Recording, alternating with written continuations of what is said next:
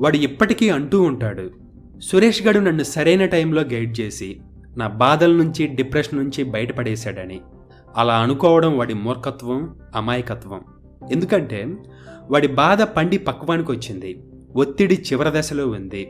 వాడి ఎనర్జీ మొత్తం, కన్నీరు మొత్తం అడుగుకు చేరుకున్నాయి. ఇక వదిలించుకోక తప్పదు. సో సేమ్ ఒత్తిడి కూడా అంతే. మీరు మీ పిడికిలని వీలినంత బలంగా బిగించి చూడండి. కేవలం కొన్ని క్షణాలు మాత్రమే బిగించి ఉండగలరు. తర్వాత వెంటనే మీ వేలని వదిలివేయాలి. తప్పదు మరి. సో ఒత్తిడి కూడా అంతే. వదిలేయాలి లేదా మూలాల్లోకి వెళ్ళి రియలైజ్ అవ్వాలి. నాకు తెలిసి చాలామంది పక్క వాళ్ళ మీదకి వదిలేస్తారు.